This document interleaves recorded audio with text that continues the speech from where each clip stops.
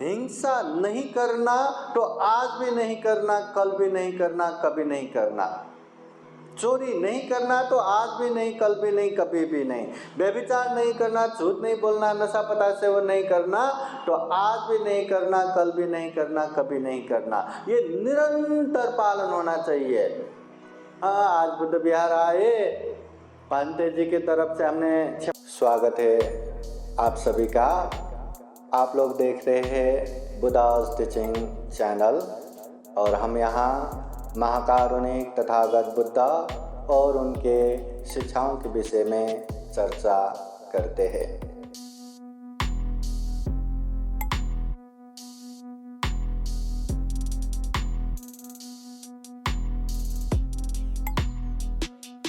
सब पाप सकरणं कुशल सौपसंपदा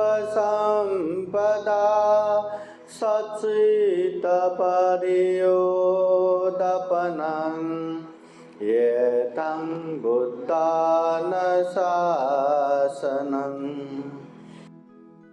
महाकारुणिक तथागत बुद्ध धम्म संघ को त्रिवार वंदना। परम पूजनीय डॉक्टर बाबा साहब अम्बेडकर आज के धम्म देशना कार्यक्रम में प्रत्यक्ष अप्रत्यक्ष जुड़े हुए संपूर्ण श्रद्धा संपन्न, बुद्धि संपन्न उपासक उपासिकाएं, महाकारुणिक तथागत बुद्ध गया के बोधि वृक्ष के नीचे संबोधि प्राप्त करके सम्यक संबुद्ध बन जाते हैं, दुख से मुक्त निर्वाण प्राप्त करते हैं। निर्वाण प्राप्त हो गया, दुख मुक्ति हो गया, अब आराम से जिंदगी बिताएंगे। बुद्ध उस तरह से नहीं बैठे। बुद्ध ने हम जैसे दुखी प्राणियों को देखे, फिर दुखी प्राणियों को दुख मुक्ति का मार्ग बताने के लिए गांव-गांव, नगर-नगर, जनपद, देश देशांतर चारिका करते हुए धम्म का प्रचार प्रसार करते रहे। बुद्ध कभी भी रुके नहीं।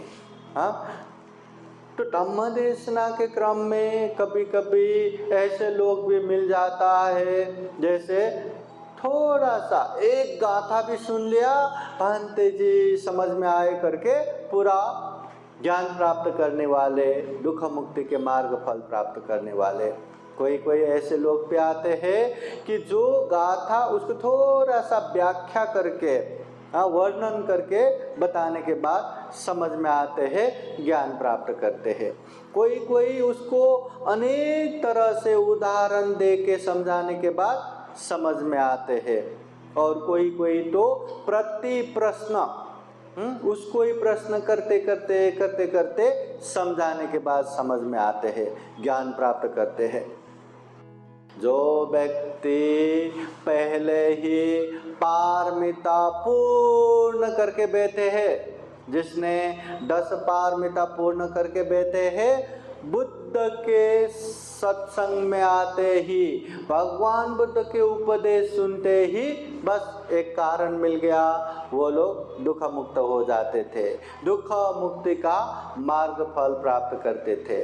अब जिनका पारमिता परिपूर्ण नहीं हुआ, परिपूर्ण अवस्था में होते हैं, तो वो लोग बुद्ध का उपदेश सुनते हैं, उसको समझते हैं, उसको अभ्यास करते हैं और पालन करते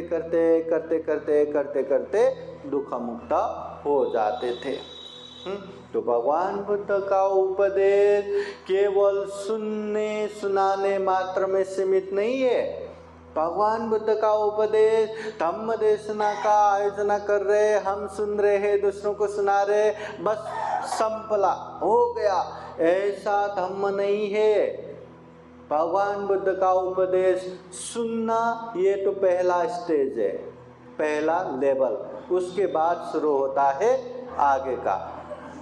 पहला धम्म देशना सुनने तक आने के लिए भी बहुत श्रद्धा चाहिए। बिना श्रद्धा कोई धम्म देशना नहीं सुन सकता। कोई भी आके धम्म देशना सुनते हैं क्या? नहीं सुनते। उसके लिए बहुत श्रद्धा चाहिए। अभी यहाँ तथागत बौद्ध विहार में ये जो धम्म देशना कार्यक्रम हो रहा है, ये बुद्ध विहार के इतने उपासक उपासिका होंगे क्या? ये एकनाथ नगर में इतने उपासक उपासिका होंगे क्या? नहीं।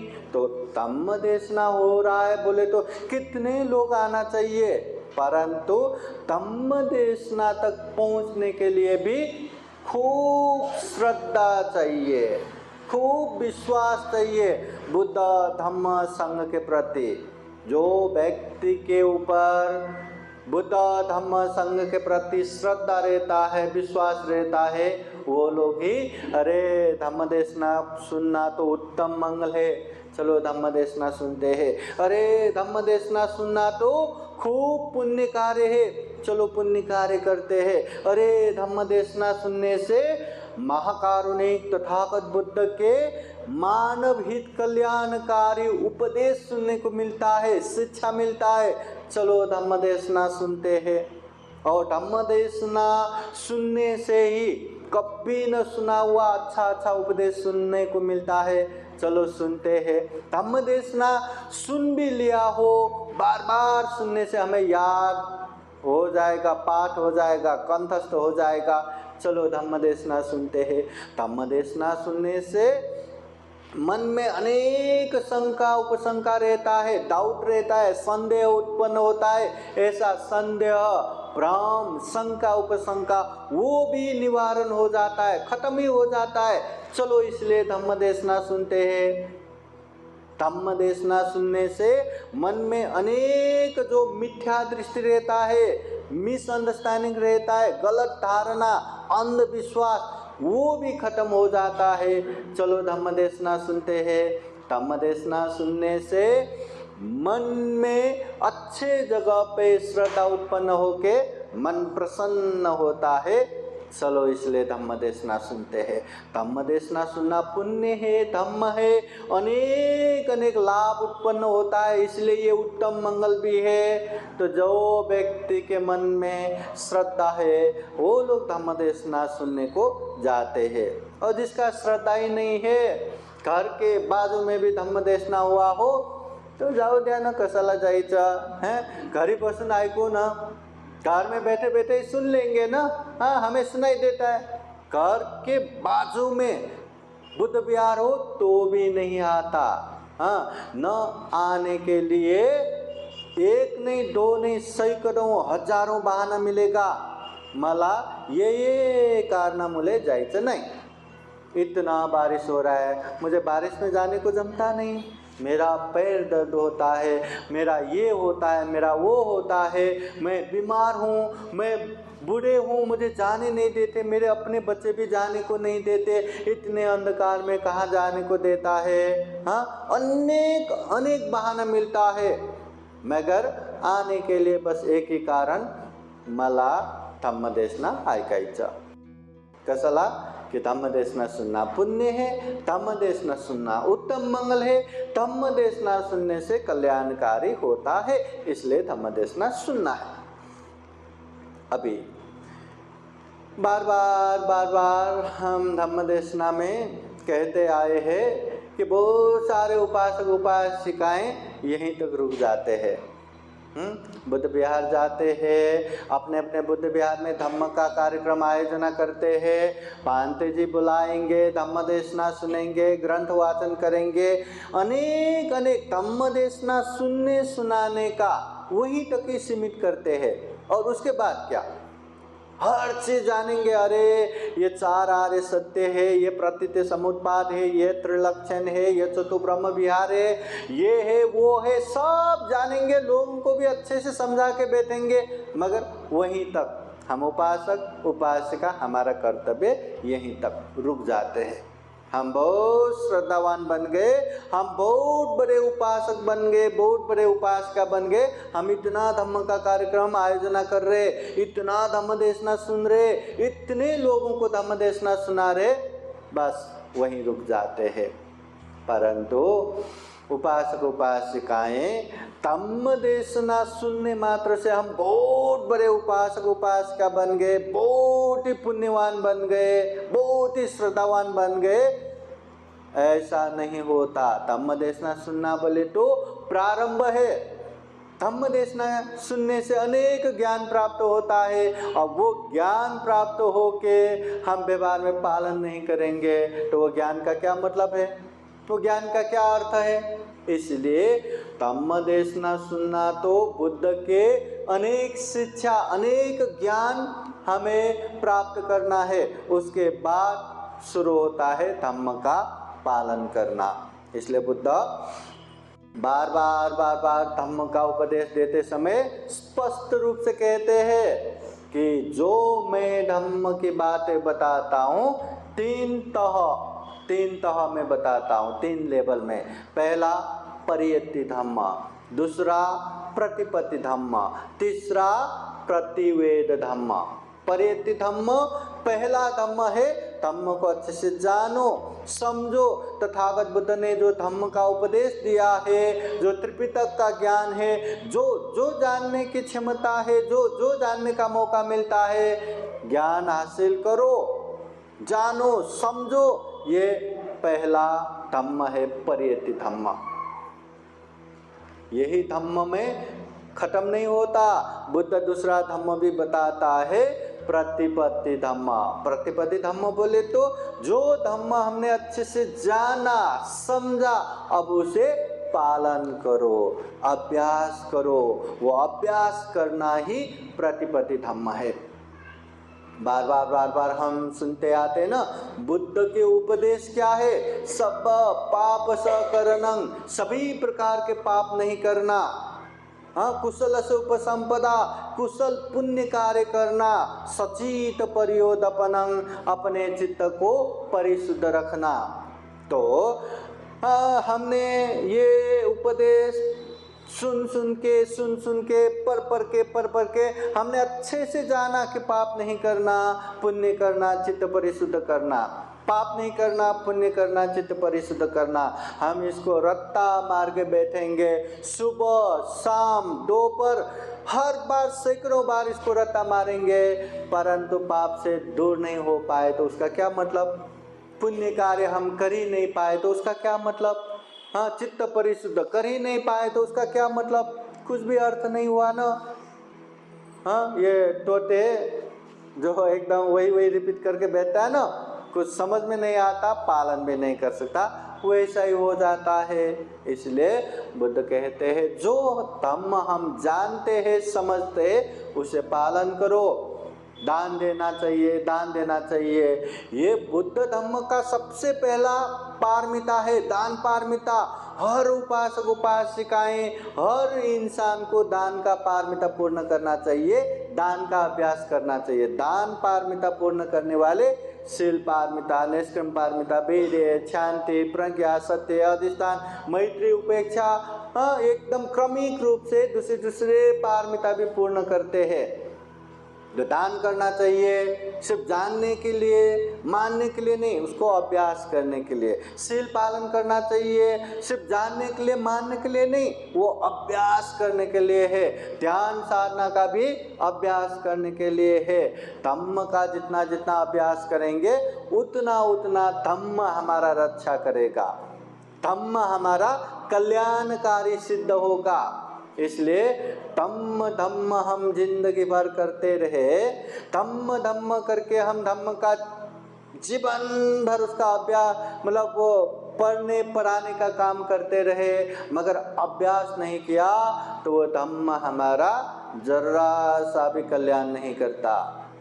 धम्म कल्याण तभी करता है जब हम उसको पालन करते हैं, अभ्यास करते हैं। इसलिए पहला धम्म परियति धम्म, धम्म को अच्छे से जानो समझो। दूसरा धम्म है प्रतिपत्ति धम्म, धम्म को अच्छे से अभ्यास करो। और तीसरा धम्म है प्रतिवेद धम्म। कोई धम्म हम पालन करते हैं, पालन तो सभी करते हैं ना, बुद्ध विहार आने वाले धम्म देशना सुनते हैं कि नहीं, सुनते हैं। दान का अभ्यास करते हैं कि नहीं, करते हैं। शील का अभ्यास करते हैं कि नहीं, करते हैं, ध्यान साधना या अच्छे जगह पे मन एकाग्र करने का अभ्यास करते हैं कि नहीं करते हैं, फिर भी हम अपने गृहस्थ जीवन में सुखी है क्या? हमेशा दुख तकलीफ से दूर है क्या? नहीं है। हाँ, तो इसका मतलब क्या है?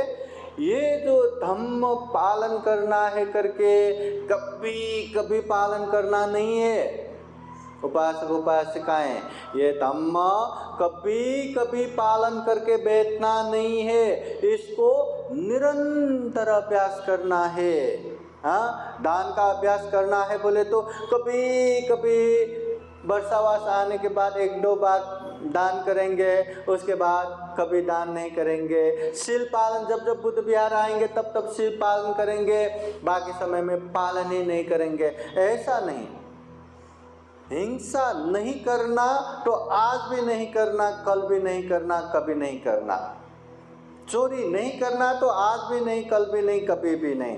व्यभिचार नहीं करना, झूठ नहीं बोलना, नशा पदार्थ सेवन नहीं करना तो आज भी नहीं करना, कल भी नहीं करना, कभी नहीं करना। ये निरंतर पालन होना चाहिए।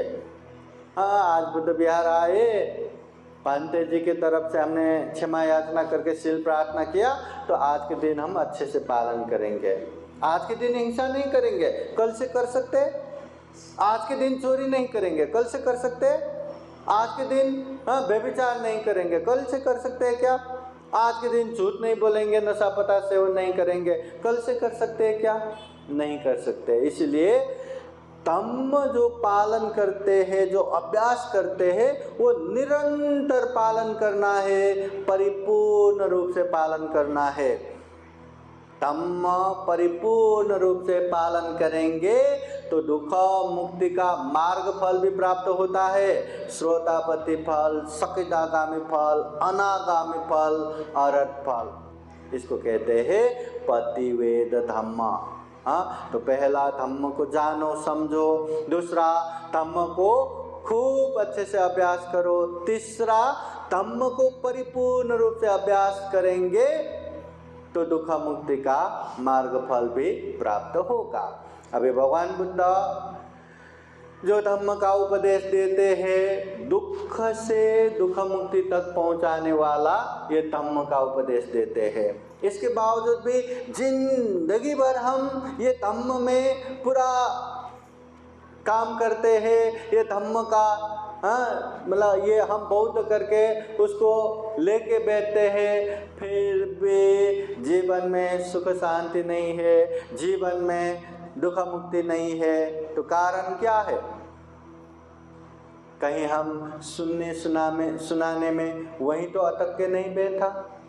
कोई व्यक्ति, कोई बच्चा एक क्लास पढ़ने को जाते हैं, वो स्कूल जाते हैं, पढ़ते हैं, परंतु वो कभी एग्जाम नहीं देते, अच्छे से वो लिखते नहीं, तो एक क्लास से पास होगा क्या? फिर वो जिंदगी भर एक क्लास से वो अच्छे से पढ़ के परीक्षा दे के पास होते होते आएंगे तो ये 1 2 3 4 10वीं पास होगा, 12वीं पास होगा, हाँ, बैचलर, मास्टर, PhD, डॉक्टर, है ना, ऐसे ऊपर ऊपर तक आएंगे। वैसे ही धम्म का अभ्यास भी निरंतर हम पालन करते करते जाएंगे तो हम धीरे धीरे करके अपने मन के क्लेश भी खत्म कर पाएंगे, अपने मन के दुख भी खत्म कर पाएंगे और धीरे धीरे हम दुख मुक्ति का मार्ग फल भी प्राप्त कर पाएंगे। वो दुख मुक्ति के मार्ग फल प्राप्त करने के लिए हमें वो लेवल तक पहुंचना है। उसके लिए कितना अभ्यास करना पड़ेगा, कितना धम्म का आचरण करना पड़ेगा। तो उपासक उपासिका हम कहाँ पे है? क्या हम धम्म सुन के समझने में वहीं पे है क्या? अगर वहीं पे है तो वहाँ से आगे निकलना है धम्म का अभ्यास। क्या हम धम्म का अभ्यास अच्छे से कर रहे हैं क्या? दान का, शील का, भावना का, शील समाधि प्रज्ञा का, है ना, धम्म का अच्छे से अभ्यास कर रहे हैं क्या? अगर अभ्यास कर रहे हैं तो उससे भी आगे बढ़ना पड़ेगा निरंतर। कंटिन्यू, है ना। ये हमारा आदत बनना चाहिए, ये हमारा स्वभाव बनना चाहिए। हम बोलते हैं हम दान का पारमिता पूर्ण करते हैं, शील का पारमिता पूर्ण करते हैं, भावना का पारमिता पूर्ण करते हैं, हर पुण्य कार्य हम करते रहते हैं। ये हम बोलते हैं, हमारा आदत है, हम ऐसे पाप नहीं करते, अकुशल नहीं करते, यह हमारा पुण्य कार्य धर्म कार्य करते रहते हैं। हम बोलते हैं हमें हिंसा नहीं चलता, हम बोलते हैं हमें चोरी नहीं चलता, हम बोलते हैं हमें व्यभिचार नहीं चलता, झूठ नहीं बोलता और नशा पता भी हमें नहीं चलता। एक स्वभाव, एक आदत बनना चाहिए। बुद्ध जो उपदेश देते हैं, जीवन में जो भी समस्या है, समस्या से समाधान की तरफ जाने वाले, जो भी अशांति है, अशांति से शांति की तरफ जाने वाले, जो भी दुख है, दुख से दुख मुक्ति की तरफ जाने वाले उपदेश देते हैं।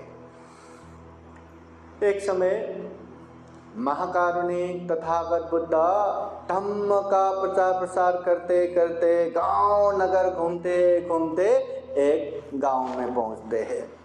जब तथागत बुद्ध वो गांव में पहुंच गए, ऐसा खबर लोगों तक पहुंचा तो बहुत सारे लोग वहां जमा हो गए।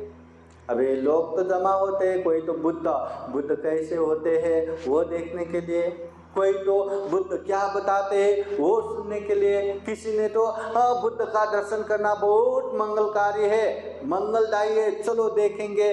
उस तरह से बहुत सारे लोग वहाँ जमा हो गए।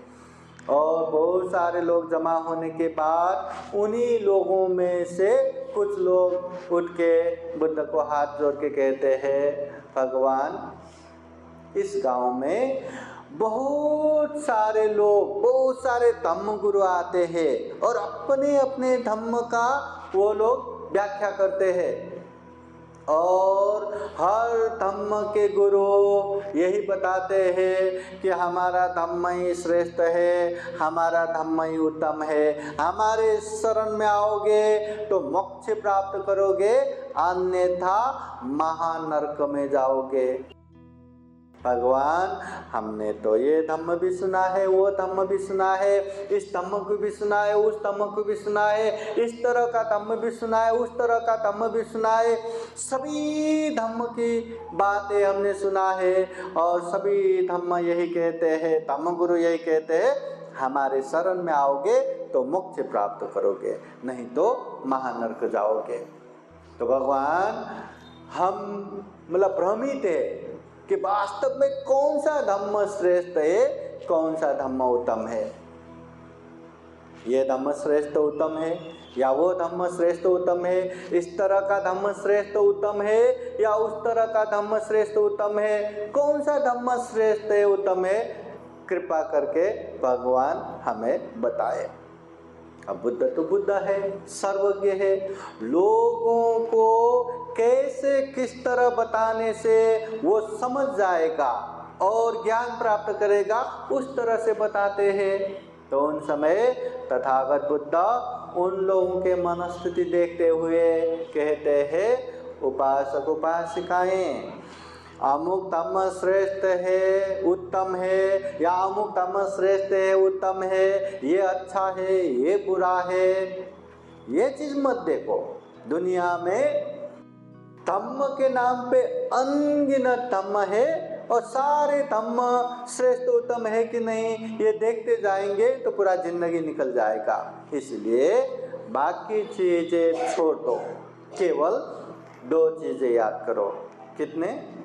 2 चीजें, केवल 2 चीजें याद करो। जो धम्म ये 2 चीजें अच्छे से बताते हैं, सिखाते हैं, वही धम्म श्रेष्ठ है, वही धम्म उत्तम है। वो 2 क्या है? बुद्ध कहते हैं दुख और दुख मुक्ति। क्या है? दुख और दुख मुक्ति। जो धम्म ये 2 चीजें अच्छे से बताते हैं, सिखाते हैं, वो ही धम्म श्रेष्ठ है, उत्तम है। बाकी अमुक धम्म श्रेष्ठ है, उत्तम है, अमुक धम्म श्रेष्ठ है, उत्तम है, इसके पीछे जाने की कोई भी जरूरत नहीं है। जो दुख बताते हैं दुख का कारण उसके साथ साथ आते हैं, जो दुख मुक्ति बताते हैं दुख मुक्ति का मार्ग भी उसके साथ साथ आते हैं। तो बुद्ध वहाँ उन लोगों को ये नहीं बताता कि बाकी धम्म छोड़ दो, मैं जो बताता हूँ वही धम्म श्रेष्ठ है, उत्तम है, मैं निर्वाण की बातें बताता हूँ, दुख मुक्ति की बातें बताता हूँ, चार आर्य सत्य आर्य अष्टांगिक मार्ग की बातें बताता हूँ, प्रतीति समुत्पाद की बातें बताता हूँ। बुद्ध ऐसा नहीं कहते। अगर बुद्ध भी वैसा ही कहते तो बुद्ध और बाकी धम्म गुरु में क्या ही फर्क रहता। इसलिए बुद्ध कहते हैं सारे धम्म में जो धम्म दुख और दुख मुक्ति सिखाता है बताता है वही धम्म श्रेष्ठ है, वही धम्म उत्तम है। महाकारुणिक तथागत बुद्ध ने दुख बताया, जन्म से लेके बुढ़ापा आना, बीमार आना, मृत्यु होना, अप्रिय से साथ रहना, प्रिय के साथ मतलब बिछोड़ होना, जो इच्छा करते वो पूरा न होना, संक्षिप्त में पंचस्कंद रूपी ये शरीर धारण करना दुख ही दुख है। अगर दुख है तो दुख का कारण भी है। बुद्ध बताते हैं दुख का कारण क्या है? तृष्णा, अटैचमेंट, हर चीज में एकदम आसक्त होना, ये तृष्णा ही दुख का कारण है। अगर दुख का कारण तृष्णा है तो दुख मुक्त अवस्था भी है, वो है निर्वाण। निर्वाण वो अवस्था है जहाँ कोई भी तृष्णा बाकी नहीं रहता, जहाँ कोई भी दुख बाकी नहीं रहता। अगर दुख मुक्ति निर्वाण है तो निर्वाण पहुँचने का मार्ग भी है, रास्ता भी है, और वो है आर्य अष्टांगिक मार्ग, वो है मध्यम मार्ग, वो है शील समाधि प्रज्ञा का मार्ग। तो जो धम्म दुख और दुख मुक्ति अच्छे से बताता है, सिखाता है, वही धम्म श्रेष्ठ है, उत्तम है। बुद्ध कहते हैं कभी बाहर कोई इंसान बाहर निकले और अचानक से उसके सर पे आग लगा तो क्या करेंगे? ये आग लगा तो लगने दो, ये मेरा ही सर है, मैं आराम से बुझाऊंगा, मैं पहले इतने काम लेके निकला हूँ, मैं बहुत बिजी हूँ, मैं पहले पूरा काम निपटा लूँगा और बाद में ये आग बुझाऊंगा करके वो अपना काम करके बैठेगा क्या? जैसे ही आग का चटका लगेगा, आग उसके जलाएगा, दुनिया भर के काम एक तरफ, पहले वो आग बुझाएगा, है ना?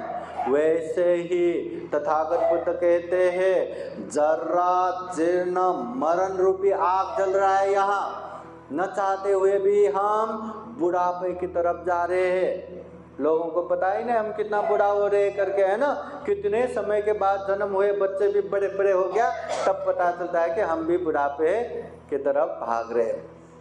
कितने बीमारी की तरफ भाग रहे, हाँ, कितना कितना बीमारी लेके बैठे हैं और कितना मृत्यु के पीछे भाग रहे, कब कहाँ कैसे ये जीवन खत्म होगा पता ही नहीं। तो ऐसे जर्रा जीर्ण मरण रूपी आग जल रहा है, कब हमें राख बनाएगा पता नहीं। तो ऐसे जीवन लेके बैठे हैं, तो मुझे ये करना है वो करना है करके केवल भौतिकता के पीछे मतलब व्यवहारिक जीवन के पीछे ही भागना नहीं रहता। मुझे ऐसा करियर बनाना है, मुझे ऐसा पैसा कमाना है, ऐसा घर बनाना है, ऐसा गाड़ी लेना है, ऐसे परिवार को पढ़ाना है, उसको ऐसा सेटल कराना है, वैसा वैसा, उसके पीछे ही भागते रहना ये सही नहीं है। वो एक जीवन जीने का एक माध्यम हो गया, परंतु जीवन में पहला प्राथमिकता, हर किसी के पास दुख है, कोई भी दुख से मुक्त नहीं है। तो हर किसी के पास दुख है, तो वो दुख मुझे पसंद है कहने वाले भी यहाँ कोई नहीं है। वो दुख मुक्ति के लिए ही तरफ के बैठते हैं, मैं क्या करूँ क्या करूँ क्या करूँ। तो इंसान का पहला प्राथमिकता होना चाहिए, जीवन में दुख है तो दुख मुक्त हो। तो उसके लिए हमें मेहनत करते रहना चाहिए। हाँ, बाकी करियर बनाना, धन संपत्ति कमाना, ये सब भी ठीक है, परंतु ये भी दुख मुक्ति के लिए सहायक बनना चाहिए। जितना करियर बना के धन संपत्ति कमाएंगे उतना हम दान पारमिता पूर्ण कर पाएंगे, है ना। हाँ, उस तरह से सहायक होना चाहिए। मगर करियर बनाया, अहंकार आ गया, पैसे कमाया, अभिमान आ गया, हाँ, और ज़्यादा पैसा हो गया और लोभ लालच आ गया, बस मेरा मेरा मेरा मेरा, मुझे मुझे मुझे मुझे, ये भी मुझे, वो भी मुझे, ये भी मेरा, वो भी मेरा, बस उसके पीछे पीछे ही जाते रहेंगे और पारमिता कुछ भी पूरा नहीं करेंगे, तो बहुत ही हानिकारक हो गया।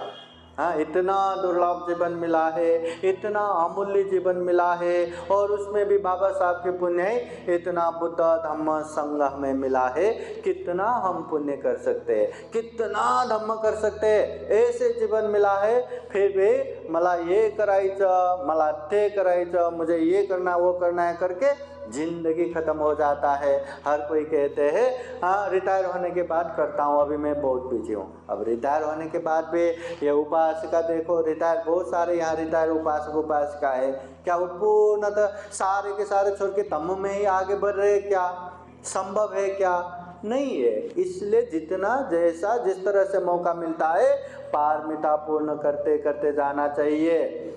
दुनिया में एक अकेला इंसान ही है जो पाप पुण्य समझ सकते हैं, हर पाप से दूर हो सकते हैं, हर पुण्य कार्य में आगे बढ़ सकते हैं। इंसान छोड़ के कोई भी जीव जंतु पशु पंछी कीट पतंग पाप धम्म नहीं समझ सकते, पाप से दूर नहीं हो सकते, पुण्य कार्य में आगे नहीं बढ़ सकते। तो ऐसा सर्वश्रेष्ठ जीवन मिला है, तो हम क्या कर रहे हैं, किस तरह से जी रहे हैं, ये बात खूब ध्यान रखना चाहिए। जितना हो पुण्य ही करते हुए, धम्म ही करते हुए आगे बढ़ना चाहिए, धम्म का माहौल बनाते हुए आगे बढ़ना चाहिए। जितना हम धम्म का माहौल बनाएंगे उतना पाप से दूर होने का अवसर मिलेगा। जितना हम अच्छे से अच्छे लाइट लगाएंगे उतना उतना अंधकार से दूर होने का मौका मिलेगा। अब यहाँ बुद्ध विहार में धम्म देशना हो रहा है, लाइट चल रहा है, बाहर देखो वहाँ उजाला है क्या? बाहर देखो जरा, पूरा अंधेरा अंधेरा ही है। जहाँ हम लाइट लगाएंगे वहीं उजाला होगा, बाकी तो अंधेरा ही है। हाँ, उसी तरह जीवन में जितना पुण्य करेंगे, जितना धम्म करेंगे उतना उतना ही सुख शांति मिलेगा। जितना पुण्य का माहौल बनाएंगे उतना उतना ही पाप से दूर होने का, पुण्य कार्य में आगे बढ़ने का माहौल बनेगा, अवसर बनेगा। हाँ, तो उपासक उपासिकाएं हम भी जीवन में महाकारुणिक तथागत बुद्ध के धम्म को खूब अच्छे से जाने, समझे और व्यवहार में पालन करते हुए ये दुर्लभ जीवन, यह अमूल्य जीवन, प्राणी जगत में सर्वश्रेष्ठ मनुष्य जीवन को सफल बनाए, सार्थक बनाए। फिर एक बार आप सभी के जीवन में बुद्ध का आशीर्वाद, धम्म का आशीर्वाद, संघ का आशीर्वाद हमेशा हमेशा रहे। जीवन में खूब सारा पुण्य धम्म करते हुए दुख मुक्त निर्वाण की तरफ निरंतर आगे बढ़ सके, ऐसे कामना करते हुए ये धम्म देशना यहीं समापन करते हैं। सभी का मंगल हो। भवतु सब्ब मंगलं। साधु साधु साधु। बुद्धं नमामि, बुद्ध को नमन करता हूँ। धम्मं नमामि, धम्म को नमन करता हूँ। संघं नमामि, संघ को नमन करता हूँ।